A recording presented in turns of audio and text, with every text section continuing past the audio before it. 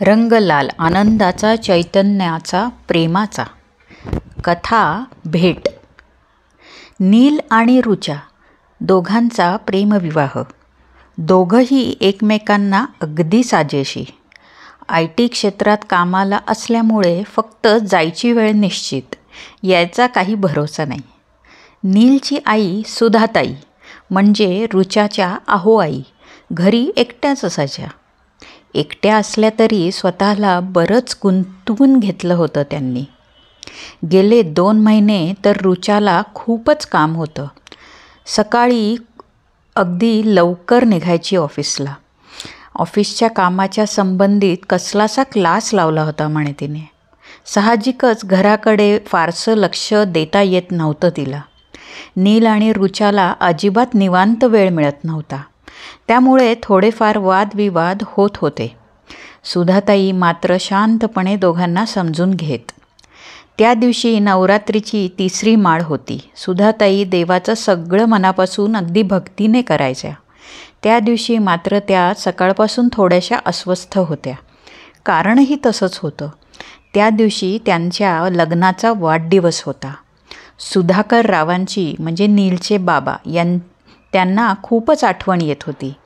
बरोबर 3 वर्षापूर्वी कैलास मानसरोवर यात्रेला मित्रांबरोबर गेले असताना तिथे झालेल्या लँडस्लाईडच्या दुर्घटनेत तेही अडकले होते. खूप शोधाशोध करूनही काहीही पत्ता लागला नव्हता त्यांचा. प्रेतांचा नुसता खच पडला होता. ओळख पटणेही अवघड होते. शेवटी नाईलाजास्तव प्रयत्न थांबून सुधाताईंनी सत्य स्वीकार केलं. सुधाताईंशी गप्पा मारून त्यांना जरा बरं वाटेल म्हणून नील आणि रुचा त्यांच्याशी निवांत बोलत बसले. त्यांनी दोघांनीही त्या दिवशी सुट्टीच घेतली होती. तितक्यात रुचाला फोन आला आणि घाईघाईत मी येते बरं का पटकन जाऊन, एवढं सांगून ती गेली देखील. सुधाताईंना आणि नीलला जरासं वाईट वाटलं की आजच्या दिवस तिने जायचं नव्हतं. पण जाऊ देत, असेल ऑफिसचं अर्जंट काम म्हणत दोघांनी सोडून दिलं. रुचाने 15-20 मिनिटातच एका हॉस्पिटलच्या दारात गाडी थांबवली आणि पळतच आत ती गेली. थोड्या वेळातच काम आटपून परत घराकडे जायला निघाली. त्या दिवशी नवरात्रीची 3री माळ आणि लाल रंग असल्यामुळे वाटेत थांबून सुंदर काठापदराची लाल साडी घेतली. लाल गुलाबाची फुले देखील घेतली. थोड्या वेळातच रुचा घरी पोहोचली. बेल वाजवून दार उघडायची वाट पाहत थांबली. सुधाताईंनीच दार उघडलं. दारात सुधाकर रावांना पाहून सुधाताईंना काही समजेच ना. पाठोपाठ नीलही आला. बाबा, हळूच पुटपुटत तोही स्तब्ध उभा राहिला. रुचा दोघांनाही म्हणाली, त्यांना आत तर येऊ देत, सगळं सांगते मग. सुधाकरराव रुचा आत येऊन बसले. सुधाताई आणि नीलही यांना काहीच उमगत नव्हतं. रुचा सांगू लागली, 2 महिन्यापूर्वी ऑफिसला जाताना कुठल्याशा दुचाकीचा धक्का लागून एक गृहस्थ रस्त्यात पडले होते. त्या दुचाकीवाल्याची चूक नव्हती. बहुधा त्या गृहस्थांना चक्कर आली होती. ते शुद्धीत असले तरी बराच रक्तस्राव झाला होता. पुष्कळ लोक जमले होते. मी पण त्या गर्दीचाच भाग होते. पुढे जाऊन पाहिलं तर माझ्या डोळ्यांवर विश्वासच बसेना. बाबा, आणि इथे कसं शक्य आहे? असा विचार करतच त्यांना बाबा बाबा म्हणून मी हाक मारू लागले. पण ते मला हात लावूनच देत नव्हते. त्यांनी कदाचित मला ओळखलं नाही हे माझ्या लक्षात आलं. तेव्हा खूप वाईट वाटलं. मी काहींच्या मदतीने त्यांना हॉस्पिटलमध्ये घेऊन गेले. लगेच तुम्हाला दोघांनाही फोन करणार होते. पण वाटलं या अवस्थेत त्यांना पाहून, त्यातही ओळख नसताना तुम्हाला खूप त्रास झाला असता. तुम्ही दोघंही आत्ता कुठे सावरत होता म्हणून मी टाळलं फोन करायचा.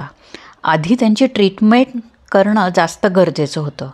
त्यातून ते जरा व्यवस्थित झाल्यावर मी त्यांना त्यांची ओळख सांगायचा प्रयत्न केला. रोज सकाळी मी लवकर निघत होते ते याचसाठीच. रोज त्यांच्याशी बोलायचे. माझ्या एका डॉक्टर मैत्रिणीच्या मदतीने त्यांची स्मृती परत आणण्याचा प्रयत्न करू लागलो. सुरुवातीला काहीच न आठवणाऱ्या बाबांना पुसट काहीसं आठवू लागलं होतं. नवरात्रीच्या पहिल्या दिवशी त्यांना स्वतःची पूर्ण ओळख पटली. मलाही ओळखलं त्यांनी. कधी एकदा तुम्हाला भेटतोय असं झालं होतं त्यांना. थोडासा स्वार्थीपणा केला बरं का मी. पण आजच्या दिवशी, विशेष दिवशीच तुम्हाला आनंद द्यायचा होता म्हणून मी हे लपवलं. त्यामुळे मला माफ करा. येताना घेतलेली लाल साडी आणि हे गुलाब बाबांनीच घेतलेत हां. सुधाताई आणि सुधाकरराव आणि नील यांचे डोळे घळाघळा वाहू लागले. दोघांनी एकमेकांना लग्न वाढदिवसाच्या शुभेच्छा दिल्या. सुधाताई मस्त तयार होऊन आल्या.